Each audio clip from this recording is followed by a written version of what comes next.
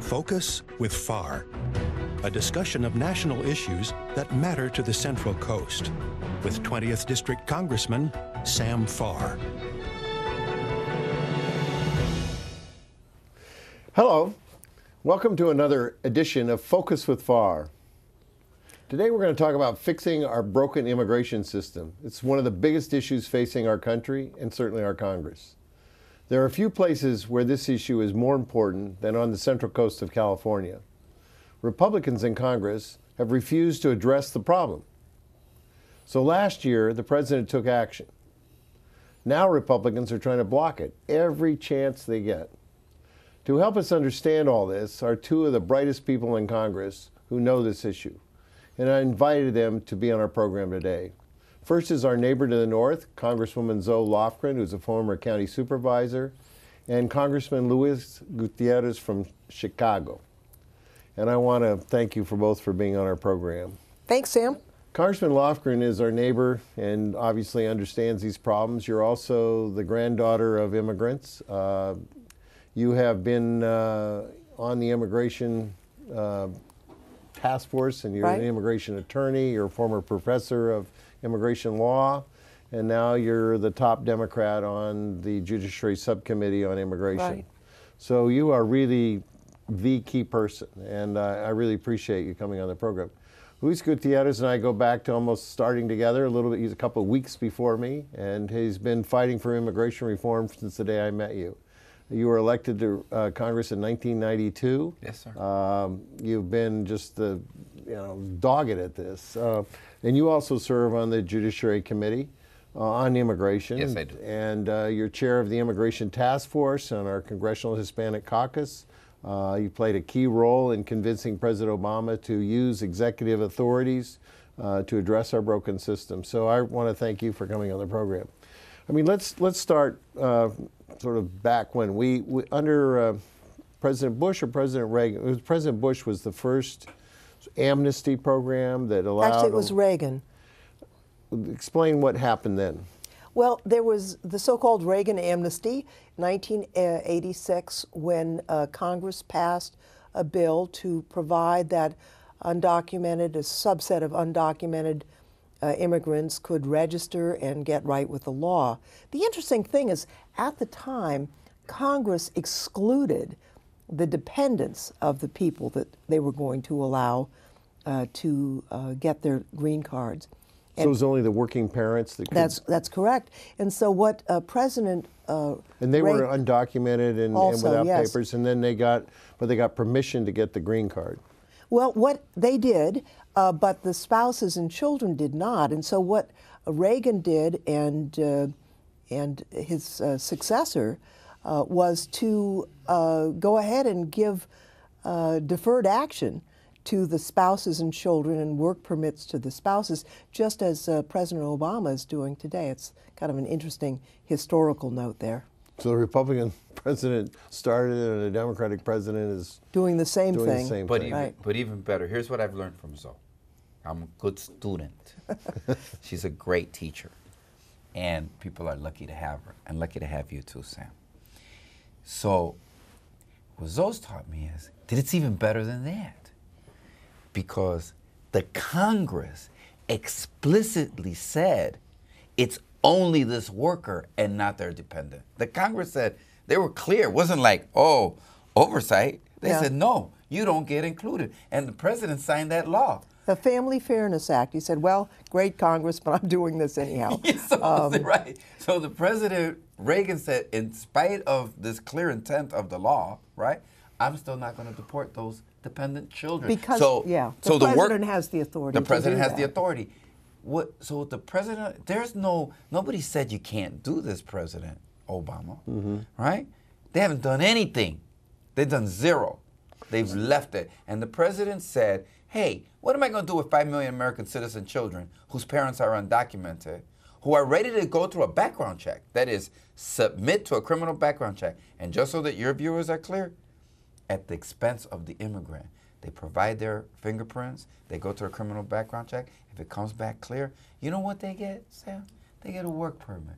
So they can raise those American citizen children, put clothes on their back, a roof over their head, and food in their stomach. But, and it's also important to know they don't get a green card. They just get a temporary reprieve. That's it. That's all the president can do. How did it get so broken from before when Congress was able to address a broken system and the president was able to round it out and make it fair?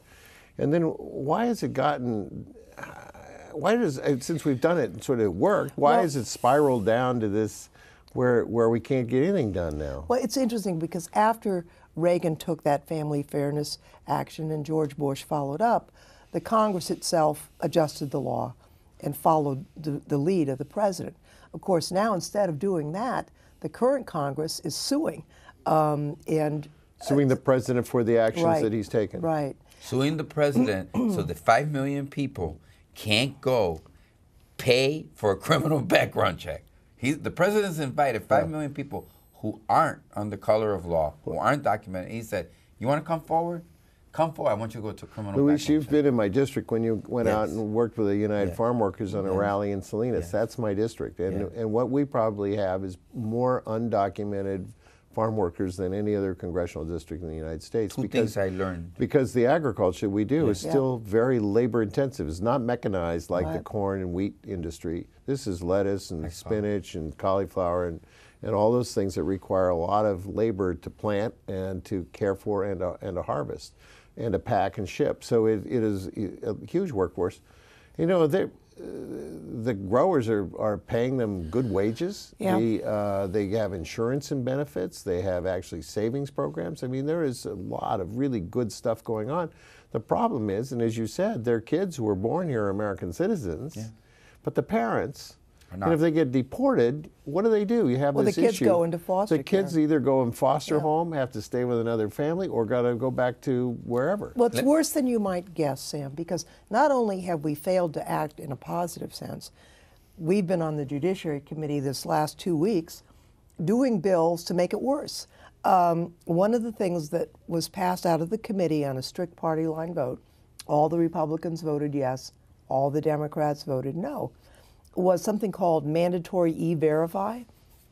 Now, E-Verify I know what it is, that is part of a tool you'd use when you do immigration reform.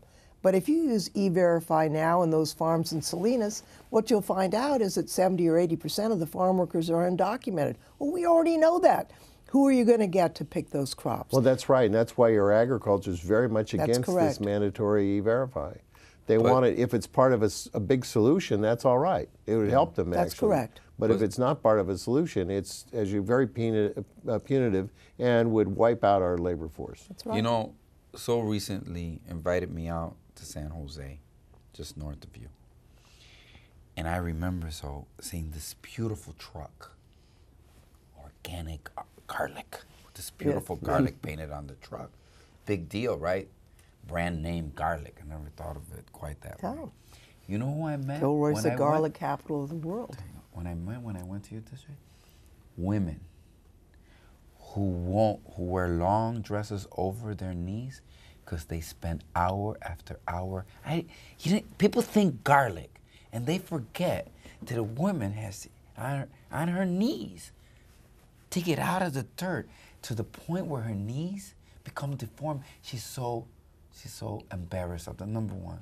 But number two, a couple of the women took me aside and said, you know, Luis, we're not only exploited financially, right? And in terms of the work rules and lack of safety, but they exploit us in other really demeaning ways because I don't have anybody. They know I can't call the law on them. And there are men that prey on us. I don't think your viewing audience needs to hear any more to understand what's happening. No, we should free this women, especially these women, from this terrible, let's talk. I mean, we're all in favor of immigration reform, and I think what is interesting in our state, I don't know about Illinois, but there isn't a business entity which you think of business entities as being the more conservative lobby. There isn't a single business entity that's opposed to immigration reform. No, everybody wants 100%. it. Everybody wants it.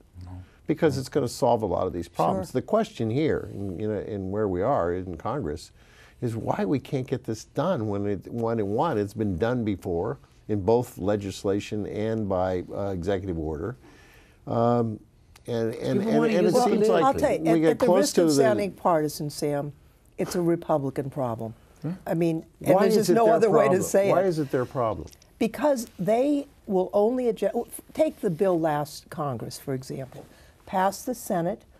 We know we had the votes in the House to pass it because we did a count. That's right. On the Republican side, So as it's well as the absolutely right. Democratic side, we had the votes to pass it.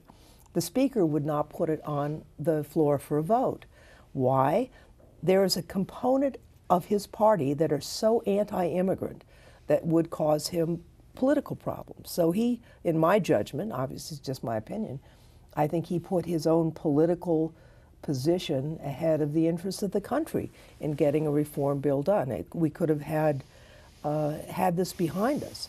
Now in the committee, we see these efforts to deport the Dreamers, and we had a party line vote on that, to make every person who's here undocumented a federal criminal, including someone who overstayed their student visa by a day. This is really radical stuff, and it's coming out of the Republican side of the aisle. They need to get off it.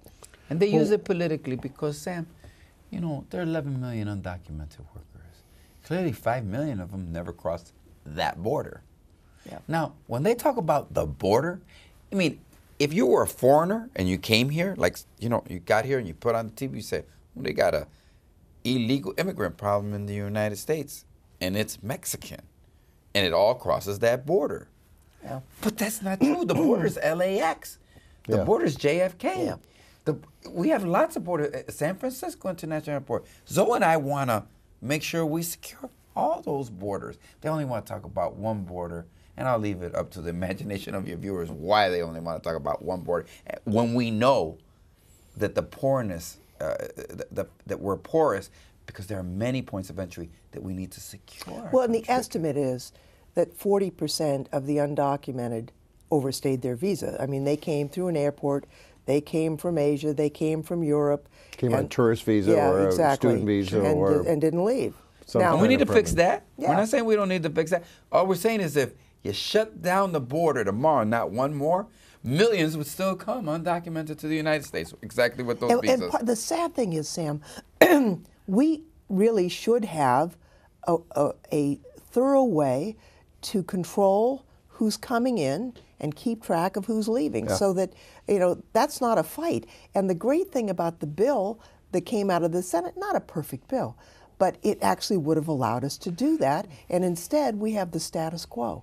Well, and as you say, we're moving back from the status quo because at least the president has made some progress in allowing Dreamers kids who pay a fee. It's almost $600 bucks. It's a lot of money. It's a lot of money, and then this has allowed them to get this delayed status, which is a weird Deferred, yeah. deferred status. 150,000 Have applied. have successfully completed the process. That means they're gotten all their work permit, their Social Security card. In most states, sane states, Yeah. right? Like California and Illinois, they've gotten their driver's licenses. And what they did was they submitted their fingerprints for a criminal background check, one by one by one. And they paid for it. Now they get a work permit for it. They can't get a Pell Grant. No. They can't get a set of guards. But you know what? It gives them a chance. It gives them the opportunity to go out there to work like I did Pay when I was going taxes. to pay taxes. I worked. At least it gives them a chance to go and work, attend the city college, try to move ahead and work. 650,000. And now, what do they want to do? They want to take these young kids who have gone and done everything the government has asked them to do to get right with the law. They want to end the program for them and take them back into illegality. I talked to a woman at the event we had last week in San Jose, and she was there with her two beautiful little kids. And she said, I was brought here when I was 5, and she's lived here ever since. I mean, what is she supposed to go back to some country? She doesn't speak the language. She's never been there as an adult. She has no one there. How is that ever going to work? It doesn't work. It does. Luis, you were born here in Puerto Rico. Listen, I was born in Chicago, Illinois. But you know, if you came to my office when I'm on Fox News Network if you'd come to my office, this is what people keep saying. Tell the congressman to go back to Mexico. Tell him to get out of the country. You know, they call me a traitor. I love this country. This is a country of immigrants. But you pick that phone, sometimes I said, really, is that where I'm from? Where am I supposed to go? You know how many times they've told me over the phone, tell him to go back where he came from? I am from here. and then they say that they lost the country. They didn't lose the country. This is my country. Yeah. My mom and dad were born American citizens. My grandparents were American citizens. And yet, I'm still viewed with suspicion. Well, your family has been American citizens a lot longer than my family. And Since no one tells me to go back to Mexico. So what is it? So in 2 years, we'll mark the 100-year anniversary The Gutierrez of citizenship for Puerto Ricans since 1917. Anybody born after that. Well, we got down to sort of three things that we were going to fix with immigration reform. We're going to shore up the border, and I've been all along that entire border, photographed it all. I mean, I found when I went there years ago, there wasn't that much more to fix. It's the most, without having weapons on the border, we have every detection equipment. Number of people crossing into the United States in 3 decades. Well, and you know, people. So the border is, but anyway, it's we'll put more better. money. We put more money on it. Fewest number of people. Second was that we were going to fix this DREAM Act. We were going to have these kids have a legal way of getting access to scholarship, and we want to keep the best and brightest in our country. Right. And they're willing to pay the money and do all that. And the third was to find some way of getting, and there was a sidebar there all for ag workers where we could bring in guest workers. I mean, it seemed to me that every one of the issues that people debate is that we can't do this, but we found a way to do it, to monitor it, to pay for it, everything else, and it still fell apart. Yeah, but immigration divides the Republican Party. It divides them. You know what unites them? Being against anything Barack Obama's for. So what do? Sue the president. They're against anything, even if it's racism. You know that even in your state of California, if there was a drought devastating California and Barack Obama had the solution to bring water, they'd say, we'd rather just die of thirst than let that man. Well, it's that kind of insanity. There is an element and preposterousness that is really destroying our ability to serve the interests of people. You know, it's worth, if I can say, just on the bill, the Congressional Budget Office, which, you know, we don't always like them, they don't do what we say, but they're independent. Yeah. They found that the Senate bill last Congress would mean just shy of $1 trillion additional economic benefit to the United States. Just shy of $1 trillion more dollars into the American economy. Solving this immigration problem would increase the revenue to the economy and to our governments. Well, it seems, I mean, you've been working across the aisle with Republicans. Yes. There are ones who favor it. There are. But it's not enough to influence the rest of the party? Well, here's what we did. Luis and I had secret meetings, you know, for 4.5 years with Republicans, sometimes 2 and 3 times a week. There were times when there were like 25 or 35 congressmen who would meet and go through these issues, and we were trying to see, could we come up with a compromise? And we worked for years, and what we found was actually we could. We actually wrote a bill. It's still, you know, we never introduced it at the request of our Republican friends, but we all agreed to it. Now, at the end of that process, the Republicans we worked with, and I mean, they're very conservative, but they worked in good faith just as we did. We came up with a bill, and the leadership pulled the rug out from under them. And so here we have a very decent effort that could be law, and yet no path forward. We're so close. Do you think that this is going to have political consequences? I mean, we saw the last election where we didn't, from one perspective. Very low largest turnout. Group of immigrants in the United States, undocumented, that really need to immigrate, just the single largest group, are Latinos. It's true. We aren't the only ones, and it's unfair. It's unfair to Latinos, and it's unfair to immigrants who are coming from many countries, contributing greatly to this nation, that we don't recognize their contributions. But they come from all over the world.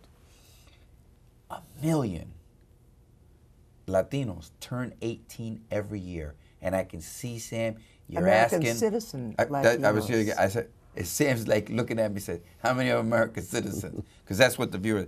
I'm only counting the ones that are American citizens. 1 million? $1 million a year. Growing up, looking at a party, right, that demonizes them, right, and that does not allow members of their community. It's almost as though the Republican Party looks at the immigrant community and says, well, they live in some caste society over here, segregated and isolated. No, I go to church with them. My children go to school with them. We shop. We live in the same neighborhood. They are truly, right, truly, physically my neighbor.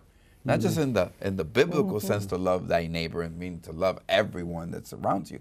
These are our neighbors and our friends, and people are pretty angry. And so until the Republican Party, and I think, you know, Mr. Bush III, who wants to be president of the United States, understands that, and others, that until they get this right, they're going to win counties. They're going to win congressional seats. But you know what? They won't be a national party. Well, I'll tell you what else. And we've worked so hard to do a reform bill. And I'm still ready to work to do a reform bill. If the Republicans show any sign, they got partners here to work with them and compromise and come up with the path forward. But what the Republicans have decided to do is to make the election next year about whether we should deport DREAM Act kids or not. And I think as voters go to the polls, the question, or if they're deciding whether to go to the polls, is it moral to not vote to save these kids? And that's the issue that they have put on the table.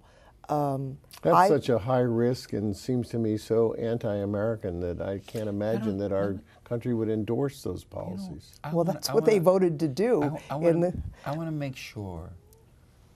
I want to take what Zoe just brought up and make sure that the public knows.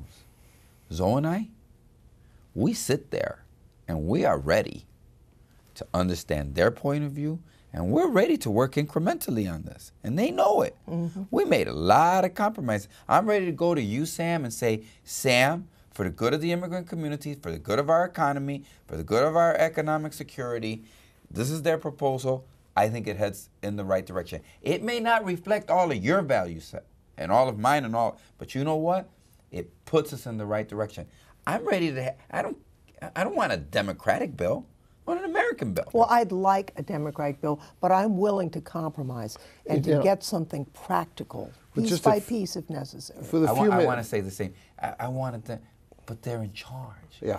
So I'm ready to work with them. So here's the situation. We've got a Senate that's now in charge of the Republicans. Last year when you were working on this and had it almost ready to come to the floor, but for the blockage of the Republican leadership, you'd had a Senate bipartisan bill that had left the Senate, was sitting on this House for 2 years with no action on it. We could have just picked it up and done that and be repairing anything that was in that this year. But now we've got a Senate that's changed. And the Senate is making noises that they're not going to even go there this year. I think we missed our opportunity last Congress. So we're kind of stuck with now the president using whatever executive authorities. That's correct. Just on it for a minute. I mean, you're a lawyer and an immigration lawyer, and you know these executive authorities and you examine them. And you were telling me, which was amazing, that the power of the president to do the sort of the parole and pardon issue is really strong. Yes. So the Republicans have sued him because of the actions he's taken. I think I applaud those actions. But what do you think is going to be the result? Well, of it? we'll see. I mean, if the courts follow the precedents, we should be on firm ground. The question also is one of timing. The trial court made a determination that the executive actions didn't comply with the Administrative Procedures Act. It's clear if you look at the law that the Administrative Procedures Act doesn't apply. But they did a little forum shopping, and this judge has been rather intemperate in his remarks. It's very clear he should have disqualified himself. He has already decided this case. So appellate efforts are underway, full court press on the legal issues.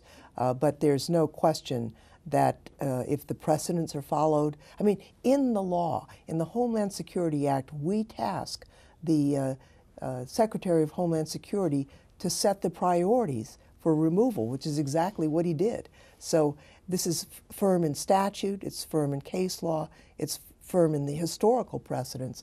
We just need to get through these legal thickets to make it happen. And we're lucky because the immigrant community, the movement for justice, for social justice, can't have a better, more tenacious friend and ally than Zoe Lofgren, but more importantly than, just as importantly as her tenacity, is her knowledge. She's leading. I'm sure you're going to sign on. She's leading in the House of Representatives an amicus brief. I've already signed. And so have I, and I'm getting more people to sign on. And I want to publicly acknowledge Zoe Lofgren's efforts. Look, I want to thank you too. I mean, you really have expended the last decade on this issue, and with great passion and knowledge and smart politics. I mean, we're all willing to compromise. That's the way we get things done. I've just never in my political career, and I'm now serving my 40th year in elective office, have seen such a breakdown of bipartisan politics, of the unwillingness of the other side to even try to fix a very broken problem. And there's so many different ways in which we can fix that. To me, it's tragic.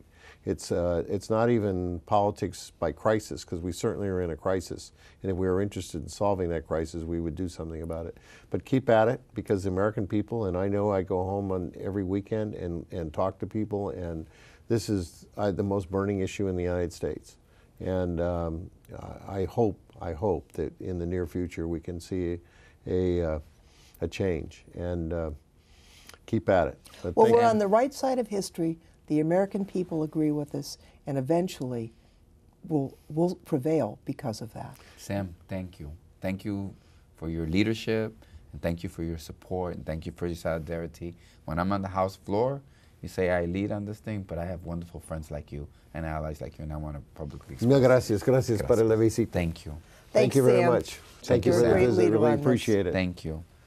I hope you enjoyed this quick discussion on immigration reform, a very controversial issue, something that we all care very passionately about, and hopefully we can get solved. We need your support. Stay tuned. Thank you for watching.